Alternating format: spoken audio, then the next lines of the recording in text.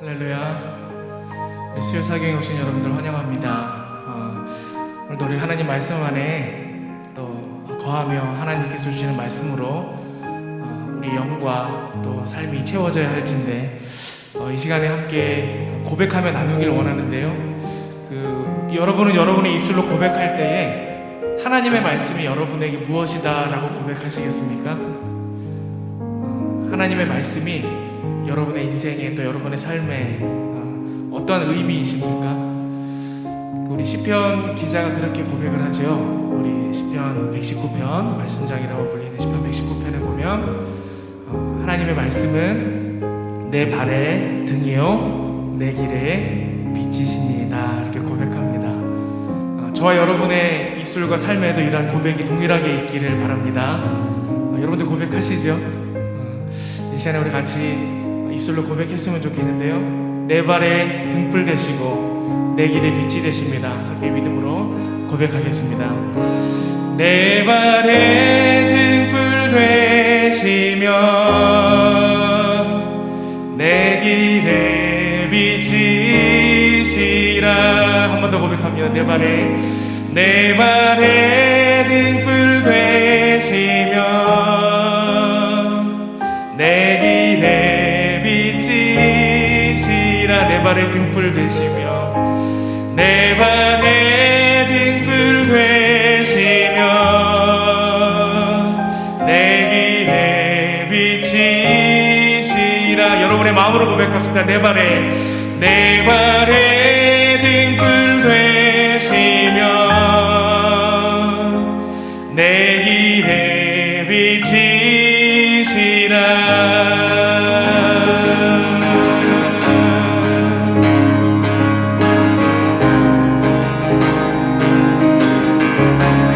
귀합니다.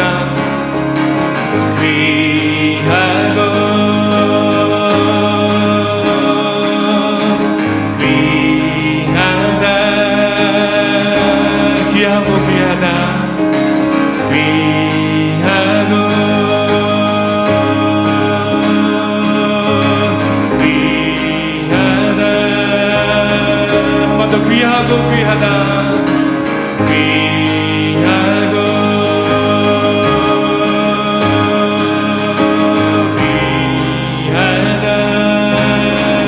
등불 되시며 내 발의 등불 되시며 내 길의 빛이시라. 내 발의 등불 되시며 내 발의 등불 되시며 내 길의 빛이시라. 귀하다.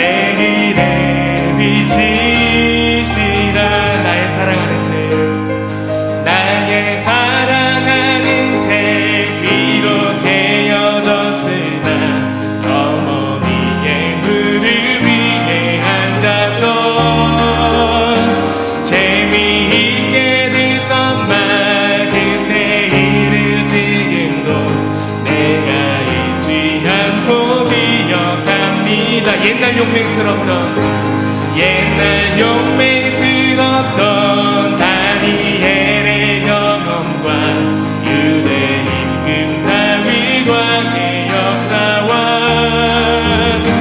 주의 선지 엘리야 바람 타고 하늘에 올라가던 일을 기억합니다. 귀하고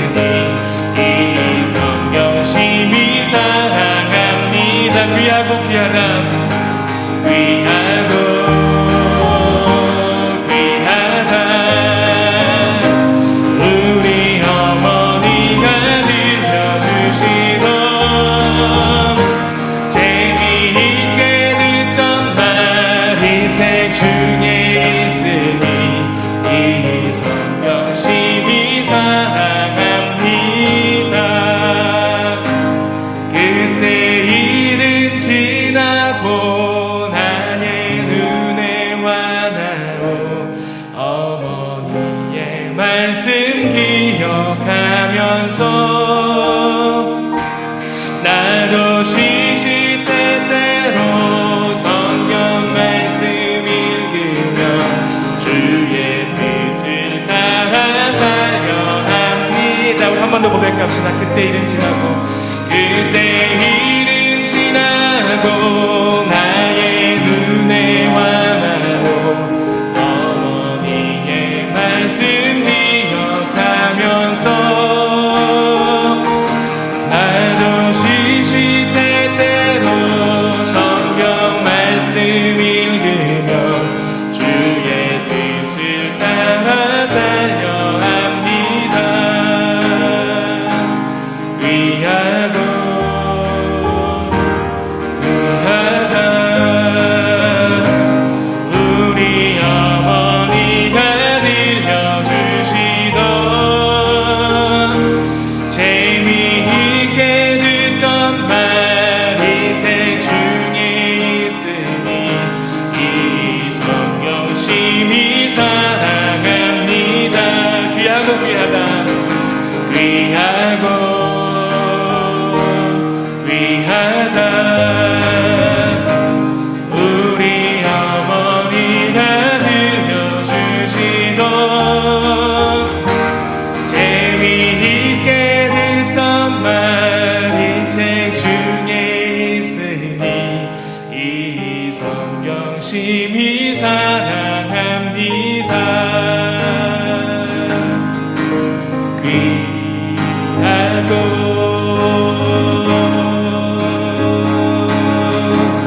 귀하다 한 번 더 귀하고 귀하다 귀하고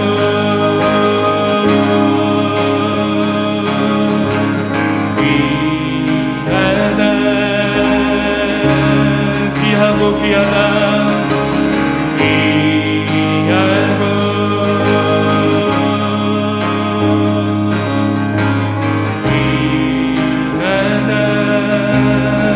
내 발에 등불 되시며 내 길에 비치시라 내 발에 등불 되시며 내 발에 등불 되시며 내 길에 비치시라 내 발에 등불 되시며 내 발에 등불 되시며 내 길에 비치시라. 우리 시간 함께 기도하며 나아갑시다. 하나님, 주님의 말씀이 나의 삶의 등불이며 내 길의 비침을 고백합니다. 우리 삶의 인도자가 되시고 내 삶의 보호자가 되시며 나의 구원자가 되시는 그 주님, 이 시간에 말씀하여 주시옵소서. 우리의 앞길을 주의 말씀으로 밝혀주시옵소서. 우리를 그 말씀을 붙들게 하시고 그 말씀 안에 거하게 하시고 말씀으로 충만케 하여 주시옵소서. 이 시간에 친히 임하사 말씀하여 주시고 모든 주의 백성들이 하나님의 말씀으로 새로워짐으로 말미암아 하나님의 백성됨을 다시금 확인하는 은혜의 시간 되게 하여 주시옵소서. 세우신 주의 종을 복되게 하사 성령으로 충만케 하시고 말씀으로 충만케 하시고 그 입술을 사용하사 온전히 말씀하여 주시옵소서. 이 시간에 하나님의 말씀을 구하며 기도할 때에 주여 한번 부르짖고 기도하며 나아가겠습니다. 주여 아버지 하나님, 우리가 오늘도 하나님의 말씀을 사모하여 이 자리에 나왔습니다. 그 귀한 말씀, 우리 삶의 인도자가 되시는 말씀, 우리 삶의 등불이 되는 그 말씀 우리가 의지하고 사모하여 나왔사오매 아버지 하나님, 이 시간에 임하여 주셔서 그 말씀으로 우리에게 먹여 주시옵소서. 하나님 앞에 나와 엎드린 모든 믿음의 백성들이 하나님의 말씀으로 충만하여지길 원합니다. 하나님의 말씀으로 가득하여지길 원합니다.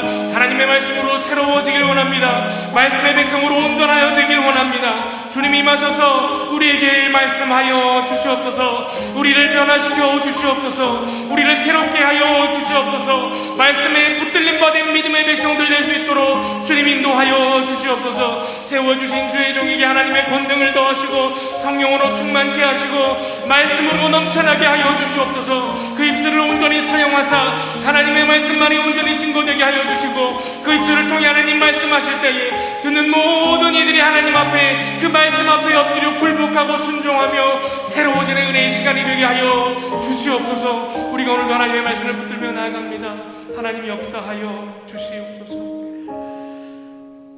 살아계신 하나님 아버지, 하나님의 말씀 앞에 나올 수 있도록 인도해 주심을 감사합니다. 하나님, 저희들 참 연약하고 부족합니다. 하나님의 말씀으로 저희들의 심령이 새로워지기를 원합니다. 하나님께서 이 수요 사경회를 통해서 우리에게 들려주고자 하시는 그 말씀을 저희가 잘 듣게 해주시고 또 그 말씀에 순종하며 살아갈 수 있도록 도와주시옵소서. 하나님, 부족한 종입니다. 하나님의 말씀을 바르게 잘 대언할 수 있도록 이 시간 도구로 사용하여 주시옵소서. 코로나로 인하여서 60명 밖에는 예배당에 들어올 수 없어 또 많은 분들이 영상으로 또 부속 건물에서 이 시간 함께 합니다. 하나님께서 위로하여 주시고 또 그곳에서도 하나님의 크신 은혜가 있게 하여 주시옵소서. 이 시간 귀한 예물들이 손길들이 있습니다. 12월조 예물을 드리셨습니다. 감사 예물을 드리셨습니다. 또 주일 예물을 드리십니다. 하나님께서 이 예물을 기뻐 받아주시고 특별히 이번 또 수요 사경회를 통해서 큰 은혜를 사모하며 드리는 이 감사 예물을 하나님께서 기뻐 받아주시고 크신 은혜 내려 주시옵소서. 이 예물이 쓰여지는 곳곳마다 하나님의 영광이 나타나게 해주시고 드릴 심령들 가운데 기쁨과 감사가 넘치게 해 주시옵소서. 살아계신 하나님 아버지, 코로나로 인해서 저희들이 힘들고 어려운 시간을 보내고 있습니다. 하나님께서 우리 성도님들 한 분 한 분 지켜주시고 보호하여 주시고 코로나에 감염되지 않게 해주시고 이 환난 가운데서도 하나님을 더 깊이 만나는 은혜가 있게 해 주시옵소서. 이 시간 주님을 의지하옵고 예수님의 이름으로 기도드립니다. 아멘. 할렐루야. 네. 다시 또 이렇게 우리 수요 사경회 통해서 또 하나님 말씀 나눌 수 있어서 감사합니다. 이제 구약 두 번째 말씀을 나누게 됩니다. 다 교재 갖고 계시죠? 교재 없으신 분 한번 들어보시면, 네. 여기 이제 뭐 다 들어오고 싶으시지만 못 들어오셔서 또 이렇게 친교실에서 또 함께 수요 사경에 참여하시는 분도 계십니다. 우리 수요사 또 친교실이나 또 시간 각 또 처소에서 실시간으로 수요 사경에 참여하시는 모든 분들 하나님의 크신 은혜가 있기를 바랍니다. 다음 주 수요일은요 가을 신앙 수련회가 있습니다. 그래서 오전에 수요 사경회를 하지 않고요 저녁에 우리 신앙 수련회 거기에 이제 집중하고자 합니다. 그래서 다음 주 수요일 오전에는 수요 사경회가 없고요 저녁에 신앙 수련회로 대신합니다. 그래서 다음 주 수, 목, 금 3일 동안 있는 신앙 수련회에 우리 또 참여해 주시고 또 주변에 또 많이 말씀해 주셔서 실시간으로 또 참여할 수 있도록 권면해 주시기를 부탁드립니다. 네.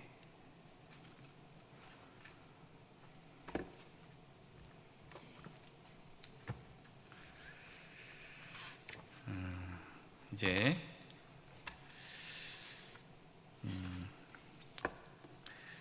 오늘은 승리케 하시는 하나님 첫 번째입니다.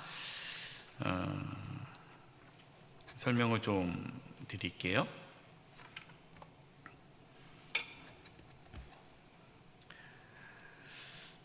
하나님께서 이스라엘 백성들에게 약속을 하셨습니다. 어떤 약속을 하셨습니까? 하나님의 약속이 뭡니까?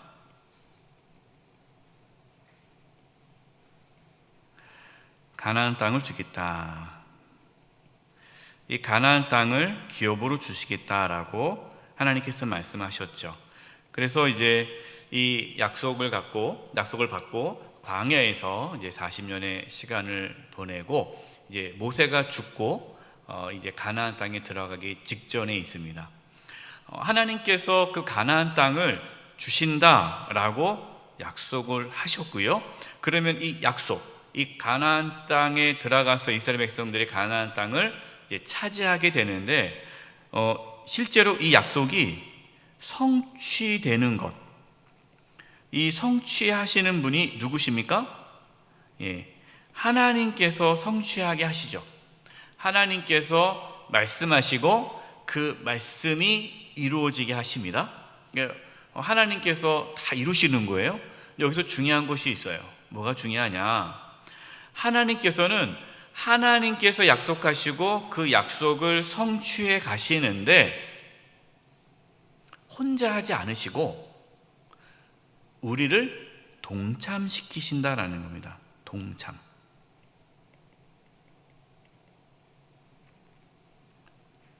하나님께서는 하나님의 약속을 성취하시는데 너희들은 가만히 있어 내가 알아서 할게 이렇게 하는 것이 아니라 우리가 그 하나님의 그 약속이 성취되는 그 현장에 동참시키신다라는 거예요.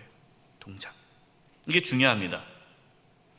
그러면 우리가 이 하나님의 성취에 동참하는 방법이 무엇입니까? 우리가 어떻게 하면 하나님께서 하나님의 약속을 성취해 가시는 그 현장에 동참할 수 있을까요? 그 비결이 뭡니까? 그 방법이요? 순종이다라는 겁니다. 순종. 여러분, 순종이 왜 중요하냐? 순종은 하나님의 역사, 하나님의 일하심, 하나님께서 하나님의 약속을 성취해 가시는데 우리를 동참시키세요. 근데 그 동참시키는 것이 우리가 순종함으로 그 일에 동참하는 겁니다. 이것이 이제 여호수아에 나오는 거예요. 하나님께서 가나안 땅을 주셨어요. 그러면 우리가 하나님은 주실 바에는 그냥 깔끔하게 하나님께서 그냥 그 가나안 땅에 뭐 우박을 내리시거나 뭐 불을 쏟아 부어서 진멸해 가지고 다 평탄 작업하신 다음에 싸움도 하지 않고 전쟁도 하지 않고 그냥 룰루랄라 들어가서 그 땅을 차지할 수 있잖아요. 뭐 하나님이 능력이 없는 거 아니지 않습니까? 가만히 보세요. 하나님께서 그 애굽에서 종노릇했던 이스라엘 백성들이 가나안 땅에 그 애굽에서 나올 때는 이스라엘 백성들이 한 것이 있습니까? 없습니까? 전혀 없죠. 하나님이 다 하셨어요. 어떻게 보면 그때는 사실은 이스라엘 백성들 동참하지 않았죠. 동참하지 않았습니다. 그냥 하나님께서 다 하신 거예요. 10가지 재앙을 그냥 다 내리신 거예요. 그런데 하나님께서는 이제 애굽에서 나오고 가나안 땅에 들어가서 그 가나안 땅을 차지하는 부분에 있어서는 하나님께서는 이스라엘 백성들이 전쟁을 하도록 하십니다. 전쟁. 근데 전쟁을 하게 하시는 이유가 뭐냐? 순종을 보시는 거예요. 순종.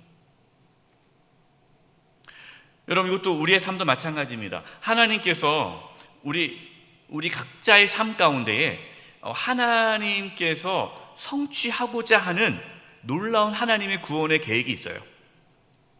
각자 하나님께서 우리에게 주시는 가나안 땅이 있다는 거예요. 하나님의 기업, 우리의 삶 가운데에 하나님께서 우리를 통해서 일하실 것들이 있다라는 거예요. 그 가나안 땅이 있는 거예요. 각자가. 그럼 우리가 그 가나안 땅에 들어가서 그 땅을 차지해야 돼요. 여러분, 이것이 우리의 사명이죠. 사명. 그런데 어떤 분은 가나안 땅에 들어가지도 않고 그냥 주변만 뱅뱅뱅뱅 돌다가 그냥 끝나시는 분이 있고, 어떤 분은 가나안 땅에 들어가서 전쟁에서 지는 분이 있고, 어떤 분들은 가나안 땅에 들어가서 전쟁에서 이기고 그 땅을 차지하는 사람이 있다는 거예요. 그 이유가 뭐냐? 하나님이 능력이 없어서가 아니라 하나님께서는 우리를 동참시키는데 믿음으로 순종함으로 동참하는 자는 하나님의 성취를 경험하며 살아가는 것이고, 순종하지 않고 그냥 고집대로 살아가시는 분들은 가나안 땅을 차지하지 못한다라는 겁니다. 여러분, 우리가 여호수아 말씀을 보면서 그냥 이 역사가 이렇게 됐구나, 우리가 지금 이 시간 이스라엘 역사를 공부하는 시간이 아니잖아요. 예. 실제적으로 우리의 삶 속에 가나안 땅을 차지하는 승리의 삶이 있어야 된다는 거예요. 그게 중요하지 않겠습니까? 실제로 저와 여러분의 삶 속에 승리하는 삶을 살아야 되지 않겠어요? 예. 우리의 자녀들이 승리하는 삶을 살아야 되지 않겠습니까? 그래서 우리가 이 말씀을 통해서 이제 오늘과 다다음 주죠, 두 번에 걸쳐서 여호수아를 두 번에 걸쳐서 말씀을 나누는데 주제가 승리예요. 승리케 하신 하나님은 승리케 하십니다. 그런데 왜 우리의 삶에 승리가 없느냐? 이제 여호수아 말씀을 통해서 우리가 어떻게 하면 승리케 하는 하나님을 만나고 우리의 삶 속에 실제적으로 승리할 수 있는가에 대해서 이제 말씀을 나누게 되는 겁니다. 그래서 여러분 여호수아 말씀 묵상하시면서 자신의 삶에 이것도 적용하시고 실제로 삶 가운데 가나안 땅을 차지하는 영적 싸움에서 승리하는 저와 여러분 되기를 바랍니다. 페이지 8페이지 보십시오. 8페이지 보면은 여호수아 요약이 되어 있습니다. 자, 주제가 있어요. 주제를 같이 한번 읽어보겠습니다. 세 번째 주제가 있죠. 시작. 승리와 축복은 하나님에 대한 신뢰와 순종으로부터 온다. 예, 하나님에 대한 신뢰와 순종으로부터 온다. 여호수아는 구조는 간단합니다. 1장에서 12장까지는 땅을 정복해요. 그리고 이제 13장에서 24장까지는 땅을 분배합니다. 정복과 분배, 이렇게 구분되어 있어요.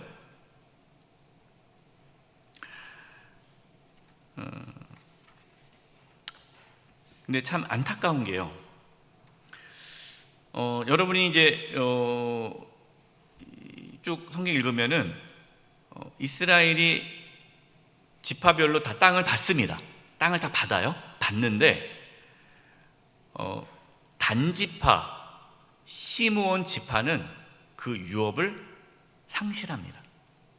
나중에는 그 단지파 시므온 지파가 사라져요.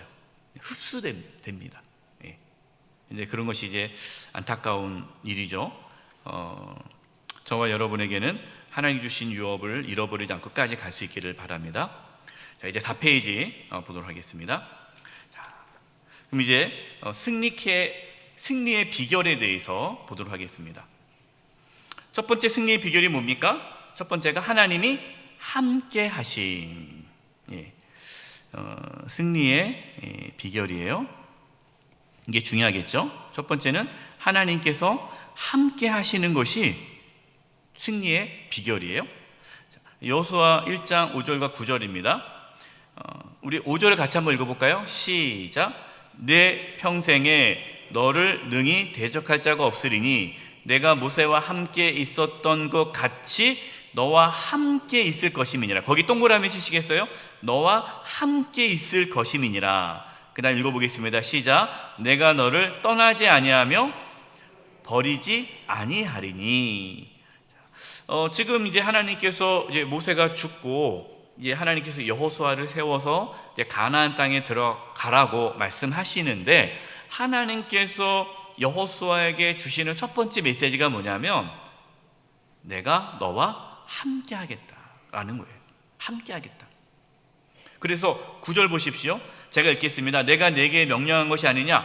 강하고 두려워하지 말며 놀라지 말라. 내가 어디로 가든지 내 하나님 여호와가 너와 함께 하느니라.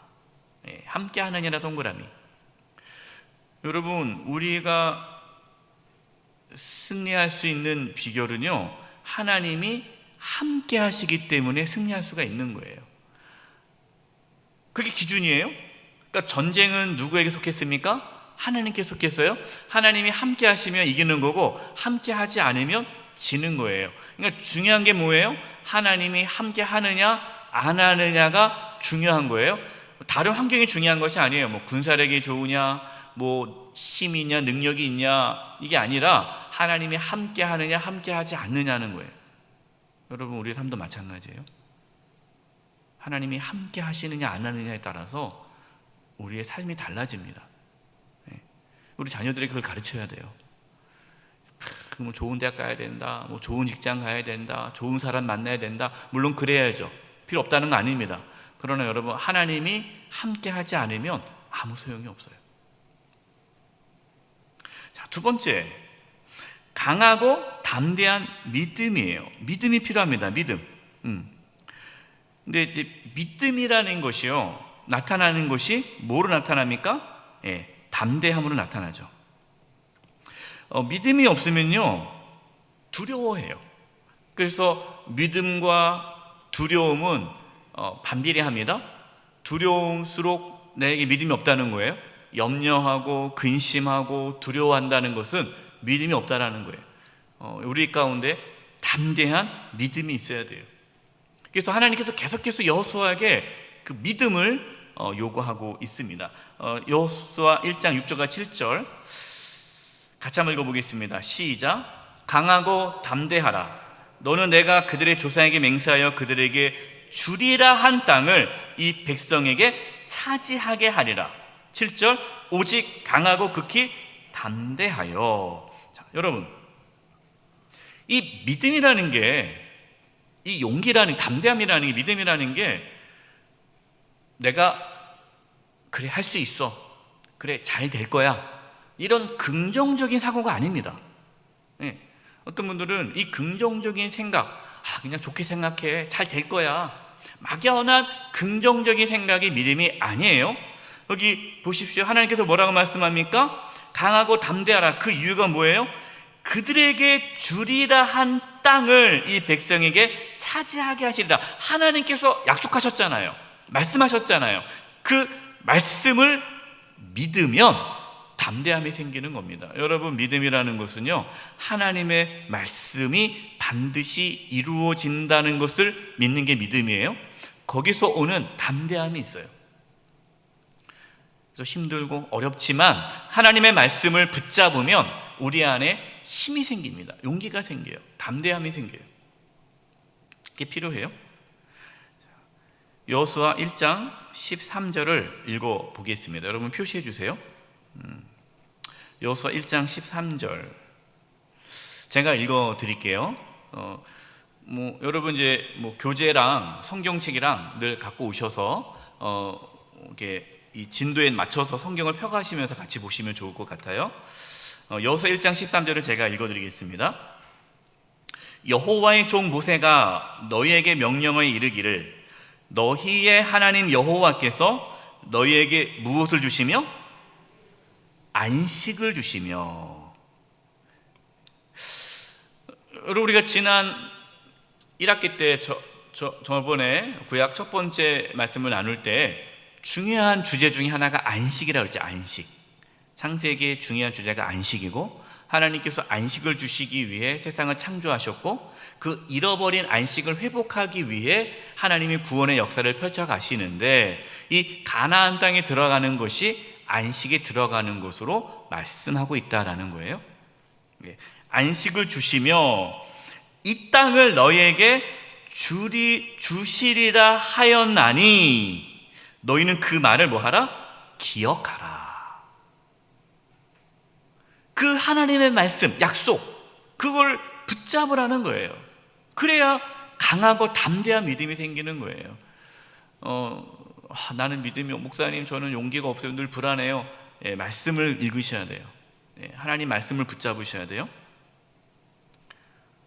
그래서 우리가 이렇게 수요사경의 말씀을 배우는 이유가 말씀을 우리가 붙잡으면 힘이 생기고 용기가 생기고 담대함이 생깁니다. 자, 세 번째, 말씀 묵상. 하나님께 주신 그 말씀을 묵상하는 거고, 그 묵상이라는 것은 그 말씀에 순종하는 것을 뜻합니다. 여호수아 1장 7절 8절 나의 종 모세가 내게 명령한 그 율법을 다 지켜 행하고 우로나 좌로나 치우치지 말라. 그리하면 어디로 가든지 형통하리니 이 율법책을 내 입에서 떠나지 말게 하며 주야로 그것을 묵상하여 그 안에 기록된 대로 다 지켜 행하라. 그리하면 내 길이 평탄하게 될 것이며 내가 형통하리라. 순종은 무엇으로 나타납니까? 믿음은 무엇으로 나타납니까? 믿음은 순종으로 나타나죠. 그래서 세 번째, 순종이 승리의 비결입니다. 그럼 이스라엘 백성들이 이제 요단을 건너기 전, 이제 요단강을 건너야 돼요. 요단강을 건너야 되는데, 요단강을 건너야 이제 가나안 땅입니다. 근데 그 당시에 요단강의 물이 아주 넘쳐났어요. 그러니까 요단강을 건널 수가 없어요. 너무나 물이 많아서, 물살도 세고. 그럼 요단강을 건너야 돼요. 그러기 전에, 요단을 건너기 전에 하나님께서 요구하신 것이 있습니다. 그것이 네 번째 뭡니까? 성결이에요. 성결. 여호수아 3장 5절입니다. 제가 읽을게요. 여호수아가 또 백성이 이르되 너희는 자신을 뭐하게 하라? 성결하게 하라. 여호와께서 내일 너희 가운데 기이한 일들을 행하시리라. 하나님께서 여호수아를 통해서 백성들에게 성결하게 할 것을 요구합니다. 그럼 우리가 힘써야 할 것은 뭐예요? 성결이죠. 거룩함. 거룩함을 유지하는 거예요. 근데 여기서 하나님께서 요단강을 건널 때 홍해를 건널 때는 하나님께서는 그냥 쫙 갈라지게 했는데, 요단강을 건널 때에는 순종을 요구하셨습니다. 그래서 제사장들이 법궤를 메고 요단강에 들어설 때, 그러니까 물이 발목 정도 찼을 때에 그제서야 비로소 요단강이 멈추고 요단강의 길이 나기 시작했다라는 거예요. 하나님께서는 순종을 요구하신 거죠. 그래서 이제 들어가게 되는데, 이 법궤를 메고 여러분, 이 법궤라는 이 단어는요, 성경에 법궤는 하나님의 임재를 뜻하죠. 법궤라는 것은 하나님이 함께함을 상징합니다. 그래서 법궤가 앞으로 나아간다는 것은 하나님께서 앞서 나가신다는 것을 보여주는 거예요. 상징적인 의미가 있습니다. 근데 이 법궤를 메고 제사장들이 이제 요단강 가운데 딱 서요. 가운데. 요단강이 있으면 그 요단강 이제 가운데 딱 쓰는 겁니다. 그럼 이제 길이 쫙 열리고 이제 여기 백성들이 이제 지나가는 거겠죠. 근데 요단강 딱 가운데 딱 섰을 때에 하나님께서 각 지파별로 한 명씩 대표자를 뽑아서 그 제사장, 법궤를 맨 제사장이 밟고 있는 그 땅에 돌들을 취해라. 각 지파별로 하나씩. 그래서 12개의 돌을 취하라라고 말씀하십니다. 그래서 그걸 취해가지고 이제 가지고 올라가요. 그래서 길갈, 이제 그 요단강을 건너면 길갈인데 그 길갈에 그 12개의 돌을 쌓습니다. 그 돌을 싼 이유가 뭐냐? 여호수아 4장 23, 24절. 너희 하나님 여호와께서 요단물을 너희 앞에서 마르게 하사 너희를 건너가게 하신 것이 너희 하나님 여호와께서 우리 앞에 홍해를 말리시고 우리를 건너가게 하심과 같았나니. 우리 24절 같이 읽어보겠습니다. 시작. 이는 땅의 모든 백성에게 여호와의 손이 강하신 것을 알게 하며 너희가 너희 하나님 여호와를 항상 경외하게 하려 하심이라 하라.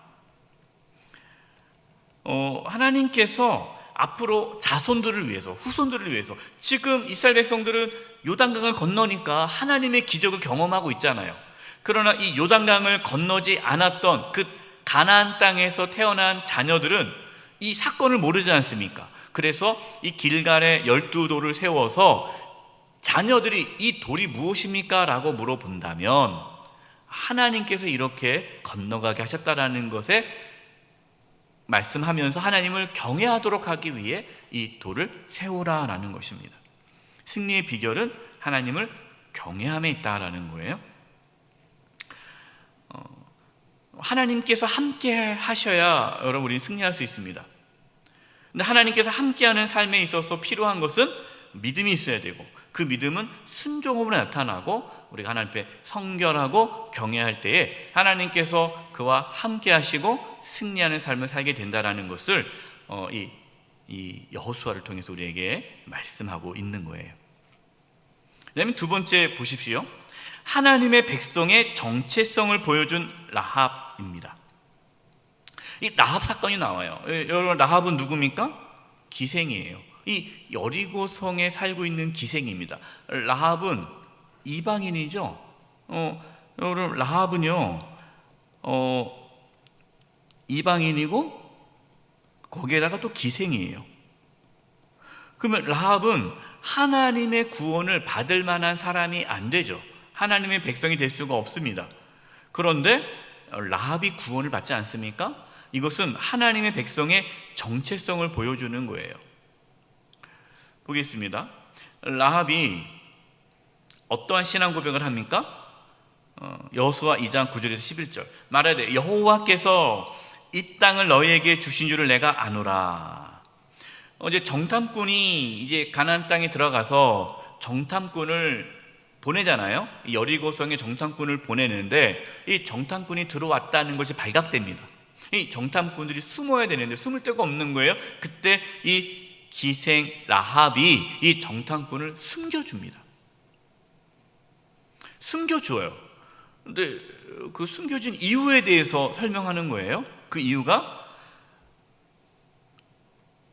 우리가 너희를 심히 두려워하고 이 땅 주민들이 다 너희 앞에 간담이 녹나니 10절 이는 너희가 애굽에서 나올 때에 여호와께서, 자, 여러분 9절에서도 말하되 여호와께서라는 단어가 나오고요. 또 10절에도 너희가 애굽에 나올 때 여호와께서 나오죠. 그러니까 이 라합은 알았습니다. 이스라엘 백성들이 힘이 있어서 애굽에서 나오고 그들이 능력이 있어서 이 요단강을 건너온 것이 아니라 하나님께서 하셨다라는 것을 라합은 안 거예요.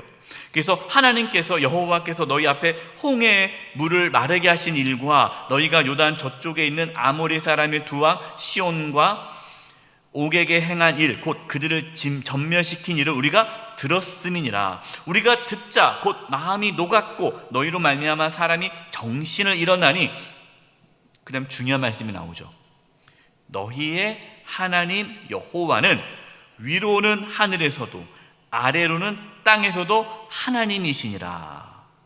그러니까 라합은요 이방인입니다. 다른 신을 섬겼어요. 그러나 하나님이 누군지에 대해서 듣고 하나님의 일하심을 보고 이제는 하나님만이 참 신이심을 고백하는 거예요. 이방인이었지만 이방 신을 저버리고 나는 이제 하나님을 섬기겠다라는 고백입니다. 여러분, 똑같이 하나님의 능력을 듣고 보았지만 여리고 사람들은 그 이야기를 듣고 두려워했어요. 그러나 라합은 하나님을 경외했습니다. 하나님의 심판을 두려워하는 사람이 있고요, 하나님을 경외하는 사람이 있어요. 여러분, 하나님의 심판을 두려워한다고 해서 구원받는 게 아니에요. 하나님을 경외해야 됩니다. 하나님을 두려워하지만 하나님을 섬기지 않는 사람들도 있어요. 하나님을 경외해야 돼. 그리고 이 신앙 고백은 행함으로 나타났죠. 행함. 그 행함이 무엇입니까? 정탐꾼을 숨겨줬잖아요. 여러분, 정탐꾼을 숨겨주다가 만약에 발각되면 이 기생 라합은 배신자가 아닙니까? 배신자로서 죽임을 당할 수 있는데 목숨 걸고 숨겨줬다라는 것은 하나님께서 이 여리고 성을 이스라엘에게 주셨다라는 그 믿음의 고백을 하는 거 아니겠어요? 그러니까 이 신앙 고백이 행함으로 나타나서 정탐꾼을 숨겨준 거죠.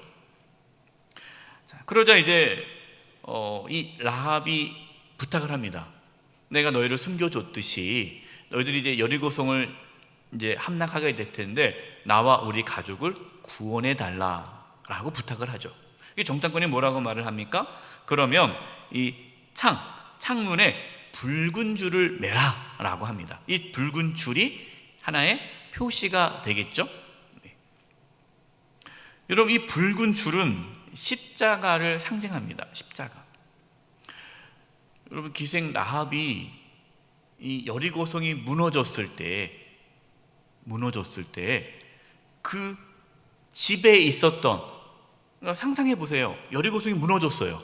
그런데 이 기생 라합은 그 집에 들어있지 않았습니까? 그 붉은 줄을 내놓은, 창문에 내놓은 그 집에 들어가 있었는데 여리고성은 무너졌는데 그들은 살았다라는 거예요. 하나님의 심판이 임하지만 붉은 줄, 십자가의 은혜를 붙잡고 사는 사람은 사는 거예요. 이게 십자가의 은혜를 상징적으로 보여주는 겁니다. 그래서 여호수아 2장 21절, 라합이 이르되 너희 말대로 할 것이라 하고 그들을 보내어 가게 하고 붉은 줄을 창문에 매니라. 창문에 맸어요. 이스라엘 백성들이 광야에서 불뱀에 물려서 죽을 때에 하나님께서 그 불뱀에 물려 죽어가는 이스라엘 백성들을 구원하는 방법이 뭡니까?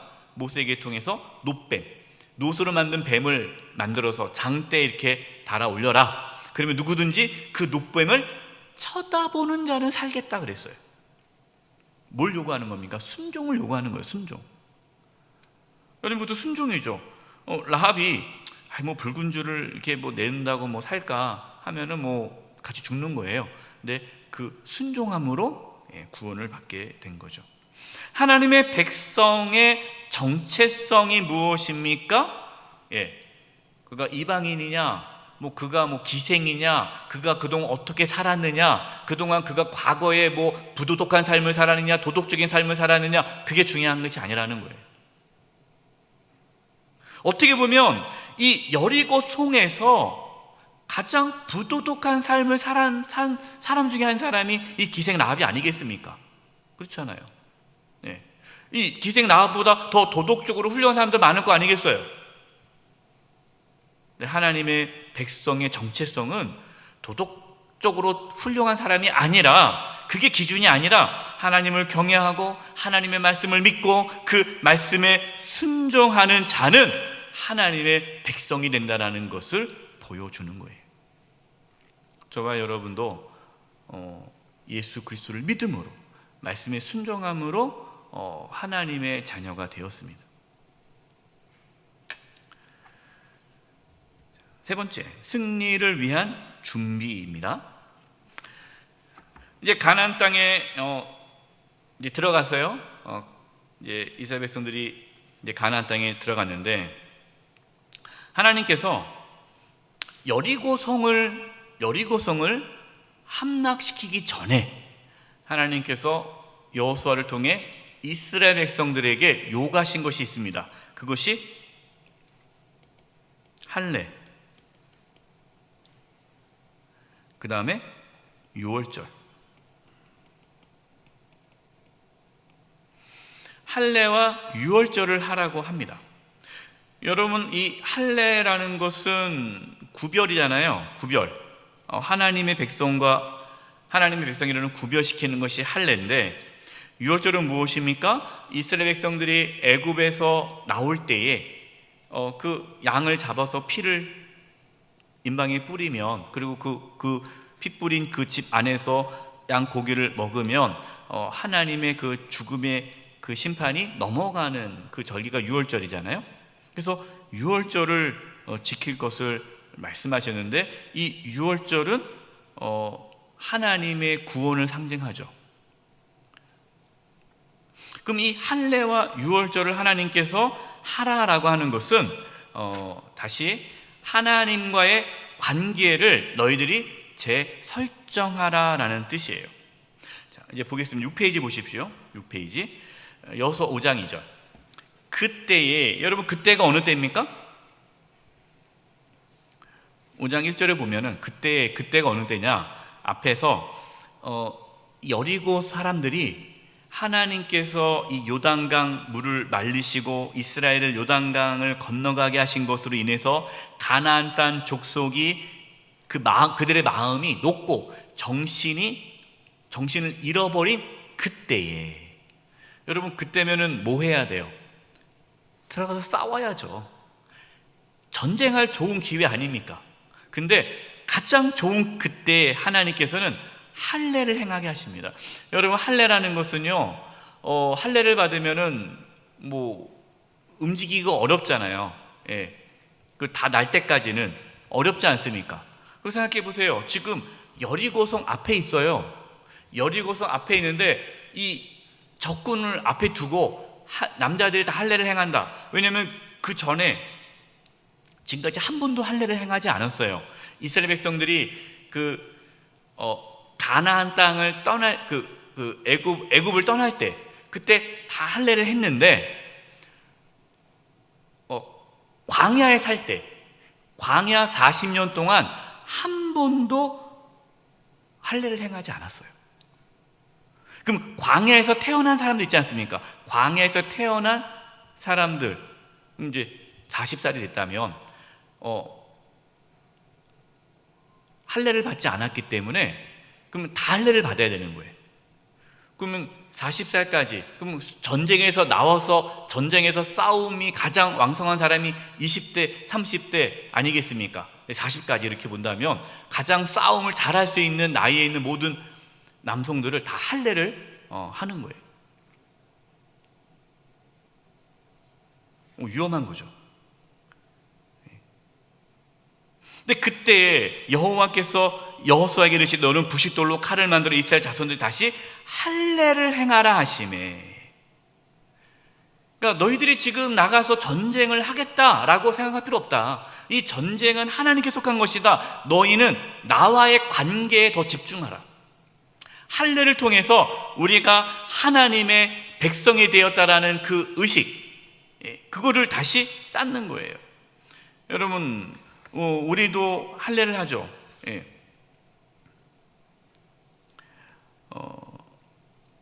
할례라는 것은요, 알다시피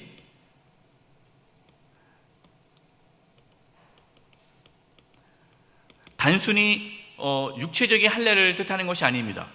우리에게 마음의 할례가 있어야 되죠.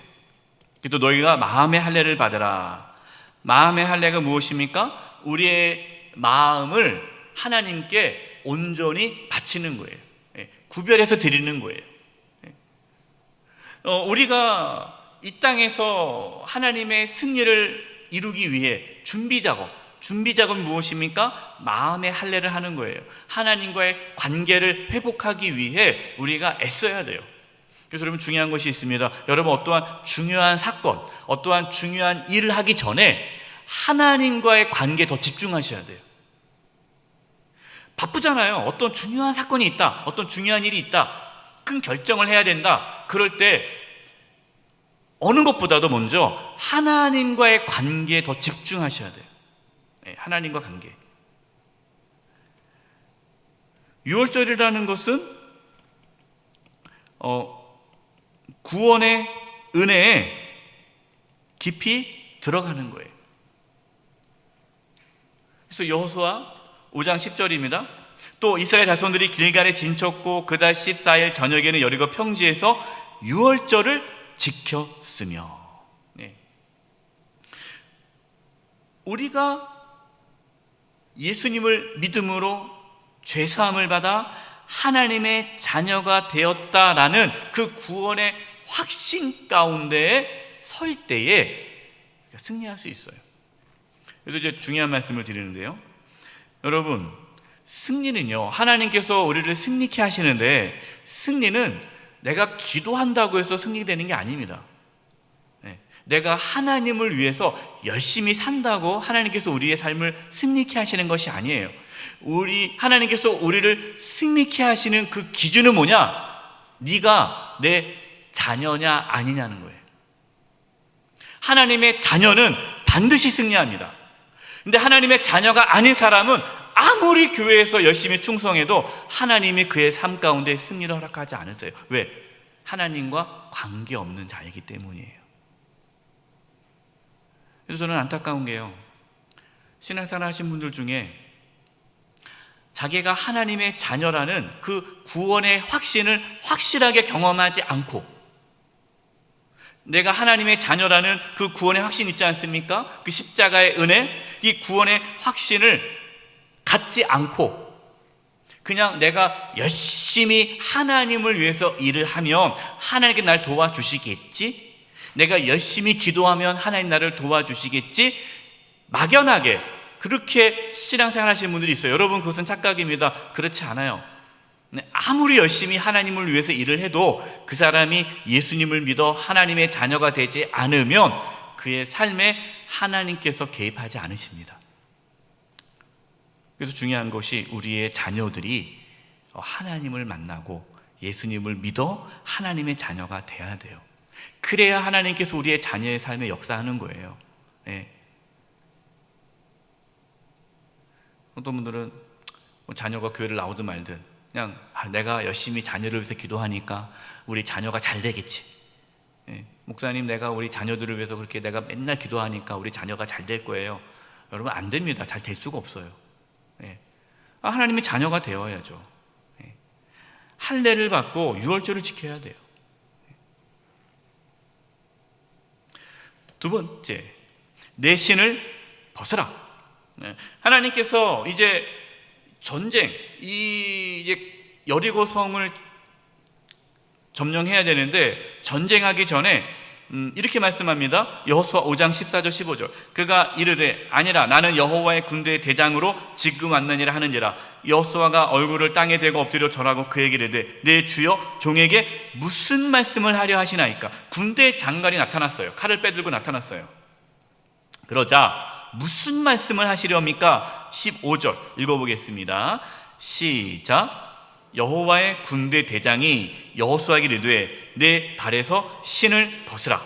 내가 선 곳은 거룩하니라 하니 여호수아가 그대로 행하니라. 여러분, 이 말씀 앞에서 봤죠? 언제 나타났습니까? 모세가 하나님 만났을 때 하나님께서 모세에게 내가 선 곳은 거룩하니 내 신을 벗으라 라고 말씀하셨어요. 내 발에서 신을 벗으라. 모세에게도. 그리고 지금 여호수아에게도 내 신을 벗으라 라고 말씀합니다. 우리가 그때 창세기 말씀하면서 출애굽기 말씀하면서 모세가 신을 벗는 의미에 대해서 말씀을 드렸습니다. 다시 반복을 한다면 신이라는 것은 신을 벗는다라는 것은 내가 종이 된다는 뜻이에요. 주인 앞에 종이 신을 벗죠. 신을 안 신습니다. 그러니까 신을 벗는다라는 것은 주권을 포기한다는 뜻이에요. 주권. 그러니까 내가 하나님 앞에 내 주권을 포기하는 것이 신을 벗는 거예요. 자기 부인이죠. 여러분, 우리가 이것이 필요합니다. 우리가 어떠한 이 땅에서 승리하는 삶을 사는 준비 과정인데요, 그 준비 과정은 자기 부인이 있어야 돼요. 자기 주권을 포기해야 돼요.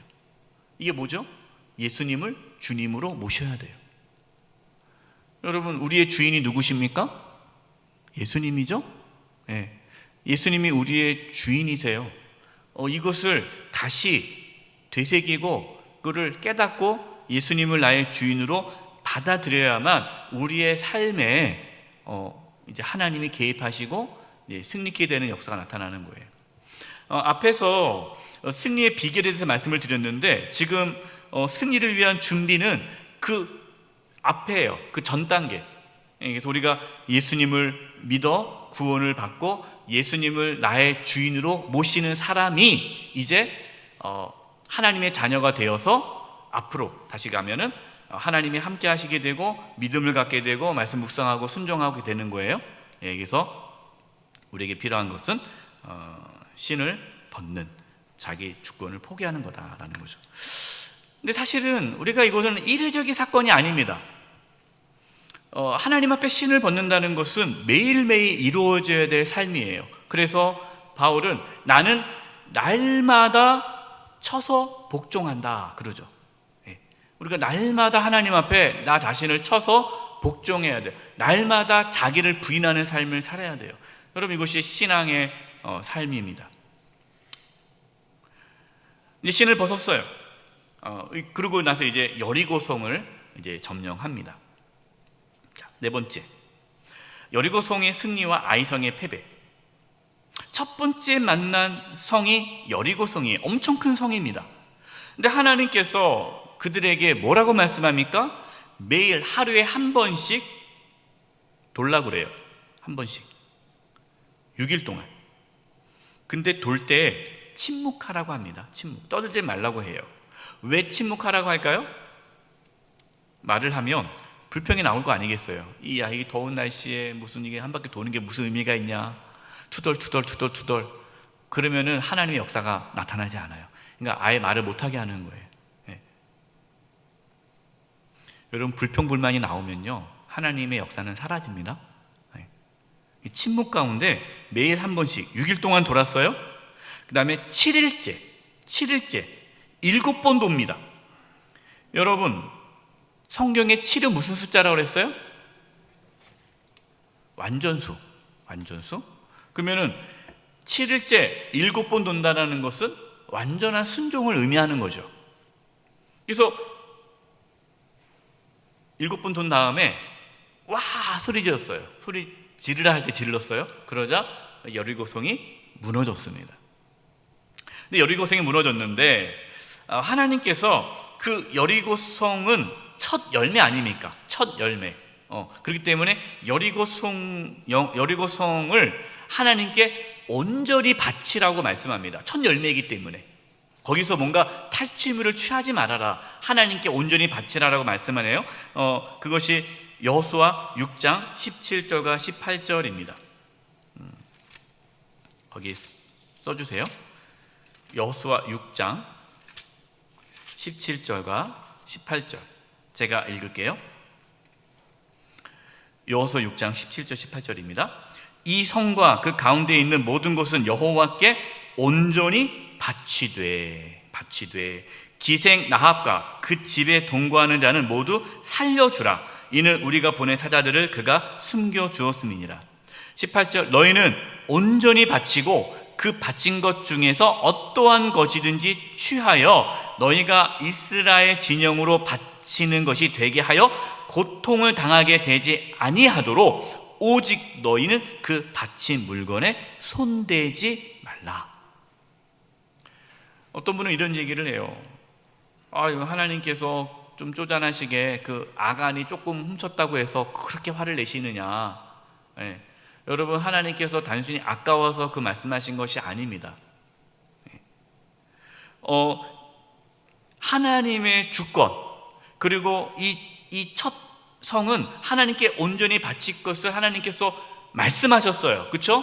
그걸 순종해야 돼요. 순종해야 가나안 땅에 살 수가 있는 거예요. 하나님께서 이거를 강조하신 거예요. 행여나 또 훔친 사람이 생길까 봐 하나님께서 분명하게 말씀을 하셨습니다. 그런데 어떻게 했어요? 또 숨긴 자가 있었죠. 전쟁에서 승리했습니다. 여러분, 여리고성의 주체를 보세요. 하나님께서 주체죠. 하나님께서 그 성을 이루셨어요.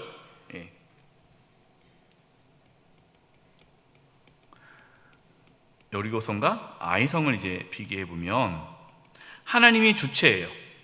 그리고 이스라엘 백성들은 이 여리고성을 점령할 때 그들의 마음의 자세가 어떻습니까? 겸손함이 있어요. 왜요? 너무 커요, 성이. 여리고성이 엄청 크니까 도저히 자기들이 이 성을 함락할 수가 없어요. 그러니까 겸손한 마음으로 뭐 합니까? 순종합니다. 하나님 말씀에 순종해요. 그러자 여리고성이 무너졌습니다. 근데 알다시피 이 아간이 범죄함으로 이제 이 물건을 좀 숨기지 않습니까? 여리고성에 있는 물건을 숨겨요. 그래서 두 번째 여리고성을 함락한 다음에 만난 성이 아이성이에요. 아이성은 아주 작은 성입니다. 여리고성에 비해서는 아주 작아요. 근데 이스라엘 백성들이 또 여호수아도 잘못을 했죠. 뭐라고 했냐면 이 아이성을 점령하는데 하나님께 물어보지 않아요. 하나님 이 아이성을 어떻게 점령할까요? 물어보지 않습니다. 너무 작으니까 정탐꾼을 보내요. 정탐꾼을 보내니까 이 정탐꾼이 하는 말이 뭐 아이성 조그매가지고 그냥 우리 다 갈 필요도 없고 한 2-3천 명만 보내도 충분히 함락할 수 있는 성입니다 합니다. 주체가 누가 됩니까? 이스라엘 백성들이 주체가 되는 거예요. 우리가 할 수 있겠다. 어땠습니까? 교만했죠. 뭐 이 정도면 우리가 할 수 있지. 그리고 이 속에 은밀한 죄가 있죠. 아간이 물건을 훔쳤습니다. 결과 어떻게 됐습니까? 패배했어요. 전쟁에서 졌어요.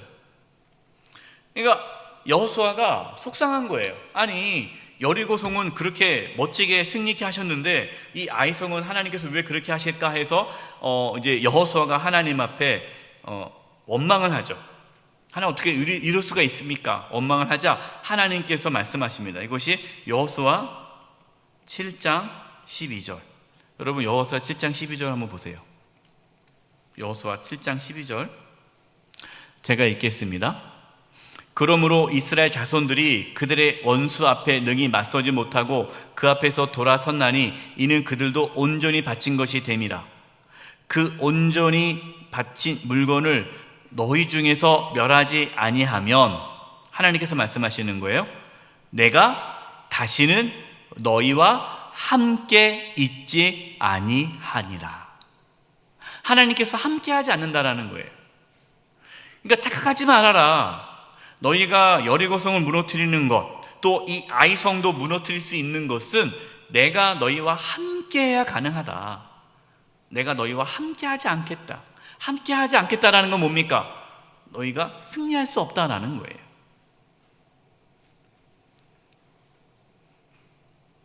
(13절) 너는 일어나서 백성을 뭐하게 하여? 거룩하게 하여 이르기를 너희는 내일을 위하여 스스로 거룩하게 하라. 이스라엘 하나님 여호와의 말씀은 이스라엘아 너희 가운데 온전히 바친 물건이 있나니 너희 가운데 그 온전히 바친 물건을 너희 가운데에서 제거하기까지는 내 원수들 앞에 능히 맞서지 못하리라. 거룩하게 하라. 그 은밀한 죄를 회개하라는 거죠.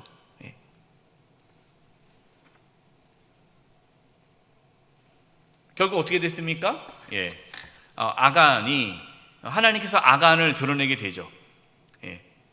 뭐 죄를 인정하지 않으니까 이렇게 합니다.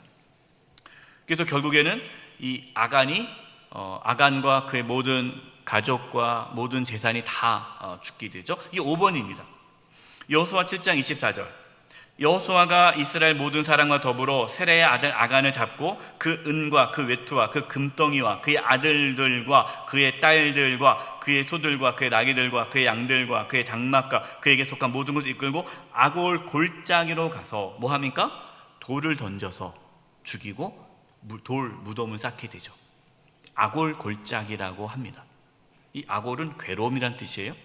자, 제가 여기서 라합과 아간을 비교했어요.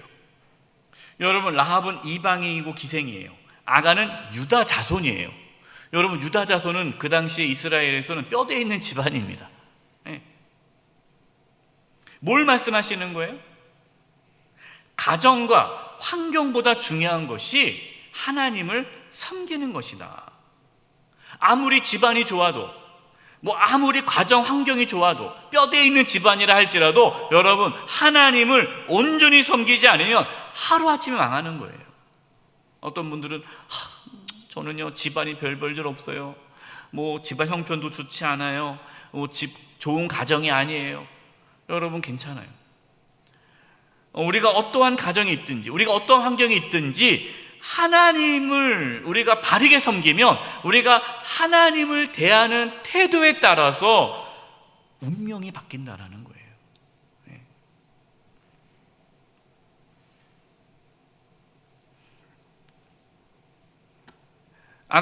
아간과 그의 가족이 죽고 이 아이성 전투에서 승리하게 되죠.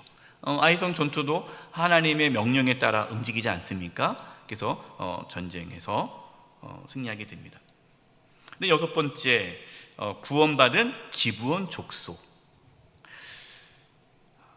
이제 이 기브온은요, 그 가나안 족속입니다. 그러나 이 기브온 족속이 구원을 받고 싶어서 하나님을 두려워해서 속이죠. 속여서 들어오는 겁니다. 그래서 이렇게 멀리서 이 가나안 땅이 아니라 멀리서 온 족속처럼 속여가지고 화친을 맺어요. 나중에 이것이 이제 밝혀집니다. 이 기브온 족속이 이 가나안 족속이라는 거. 근데 하나님께서 말씀하셨잖아요. 가나안 족속은 다 진멸해야 되는데 화친을 맺었기 때문에 진멸할 수가 없어요. 하나님께서도 기브온 족속을 지켜줍니다. 그래서 이제 물어봅니다. 너희들은 왜 우리를 속였느냐라고 했을 때 기브온 족속이 이렇게 말을 해요. 여호수아 9장 24절입니다.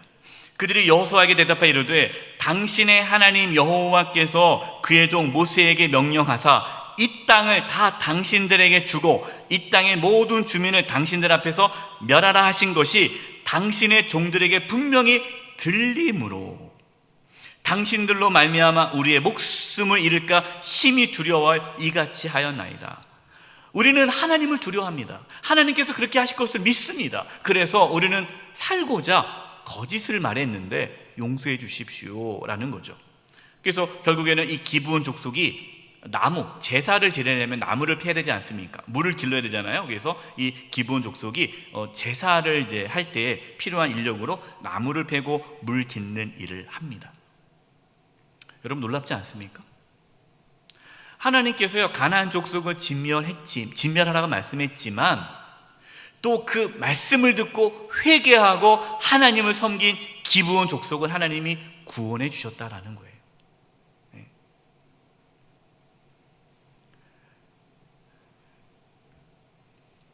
10장을 보면요, 여기는 나오지 않았는데 여러분 10장을 읽으면 여러분들이 다 읽어오셨죠? 네, 다 읽어오셨을 텐데 10장에 보면 다른 가나안 족속이 기브온이 이제 이스라엘과 화친을 맺다는 얘기 듣고 화가 나요. 이 배신자 아니겠습니까? 네, 그래가지고 아모리 족속 5 왕이 연합을 해서 이 기브온을 공격하러 옵니다. 기브온을 진멸시켜야 이 배신자를. 그러자 기브온이 이스라엘에게 SOS를 청해요. 이 연합군이 우리를 죽이려고 합니다. 우리를 구원해 주세요. 근데 하나님께서 가서 구원해 주라, 구해주라. 그래서 이제 전쟁을 하게 됩니다. 이 아모리 5 연합군과. 근데 엄청나게 이제 군대가 많아요. 근데 하나님께서 걱정하지 말아라. 이게 전쟁을 하는데 칼에 맞아 죽은 족속보다 하나님께서 우박을 내려가지고 그 우박에 맞아 죽은 아모리 족속이 더 많은 거예요. 근데 전쟁이 계속 있는데 이제 해가 떨어지잖아요. 해가 떨어지면 전쟁을 못 하잖아요. 놀라운 일이 벌어지지 않습니까? 이때 여호수아가 태양아 멈춰라고 해요. 그러자 태양이 멈춥니다. 그래서 아모리 족속을 다 죽일 때까지 해가 떨어지지 않아요. 여러분 놀랍지 않습니까? 네. 여호수아 11장 여호수아 10장 24, 25를 보겠습니다. 좀 시간이 갔지만 중요한 말씀이니까 여호수아 10장 24, 25. 이제 아모리 5 왕을 다 이제 진멸하고 이제 10장 24절 25절이에요. 거기 쓰세요. 여호수아 10장 24, 25. 제가 읽겠습니다. 그 왕은 뭡니까? 아모리 5 왕이에요. 왕들을 여호수아께로 끌어내매 여호수아가 이스라엘 모든 사람을 부르고 자기와 함께 갔던 지휘관들에게 이르되 가까이 와서 이 왕들의 목을 발로 밟으라 하며 그들이 가까이 가서 그들의 목을 밟으매 25절 여호수아가 그들에게 이르되 두려워하지 말며 놀라지 말고 강하고 담대하라. 너희가 맞서서 싸우는 모든 대적에게 여호와께서 다 이와 같이 하시리라 하고. 여호수아가 이 군대, 이스라엘 군대 지휘관들에게 이 왕의 목을 밟으라, 하나님께서 이같이 승리케 하신다라고 하는 거예요.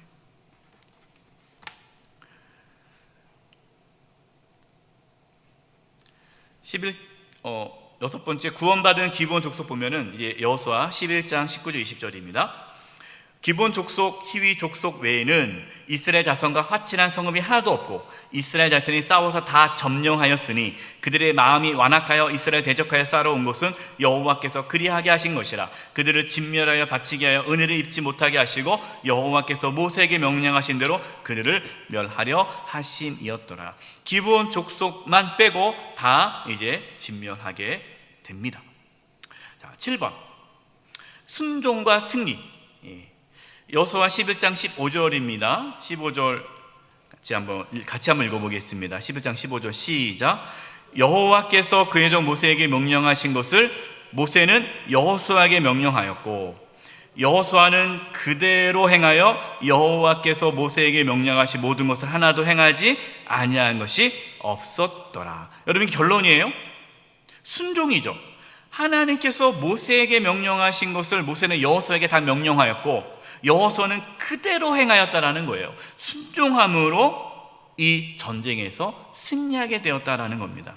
23절 제가 읽겠습니다. 이와 같이 여호수아가 여호와께서 모세에게 명령하신 대로 그 온 땅을 점령하여, 정복이죠, 이스라엘 지파의 구분에 따라 기업을 주매 땅을 분배했어요. 그 땅의 전쟁이 그쳤더라. 이렇게 해서 하나님께서 여호수아의 순종과 이스라엘 백성들의 순종을 통해서 가나안 땅을 점령하게 되고 땅 분배를 하게 됩니다.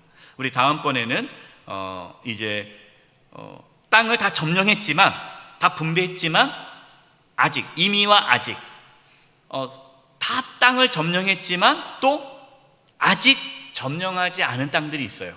이 부분에 대해서 또 다음에 말씀을 나누도록 하겠습니다. 오늘 하나님께서 여호수아를 통해서 우리에게 주신 것은 하나님은 우리를 승리케 하신다. 하나님은 승리케 하신 하나님입니다.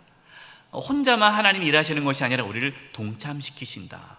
그래서 우리의 삶에 우리가 하나님의 그 말씀에 어떻게 순종하고 반응하느냐에 따라서 우리의 삶에 승리가 있고 실패가 있다라는 거죠. 저와 여러분 이 여호수아 말씀을 다시 묵상하시고 되돌아보면서 하나님이 함께 하심으로 승리하는 삶을 살아갈 수 있기를 간절히 축원드립니다. 기도하겠습니다. 하나님 아버지, 저희들 참 연약하고 부족합니다. 하나님이 늘 함께하는 삶을 살게 해주시고 순종함으로 승리케 하는 삶을 살아갈 수 있도록 하나님이 인도하여 주시옵소서. 우리에게 각자에게 주신 그 귀한 사명들, 또 우리에게 주신 그 가나안 땅을 저희가 믿음으로, 순종함으로, 승리함으로 성취하게 해 주시옵소서. 예수님의 이름으로 기도드리며 지금은 우리 주 예수 그리스도의 은혜와 하나님 아버지의 그 크신 사랑하심과 성령님의 교통하심과 충만하심이 순종함으로 승리케 하시는 하나님을 깊이 경험하며 나아가기를 간절히 바라는 우리 사랑하는 성도님들 한 영혼 한 영혼 위해, 우리 영수의 교회와 이 나라 민족 위해 이제부터 영원토록 함께하옵시기를 간절히 축원하옵나이다. 아멘.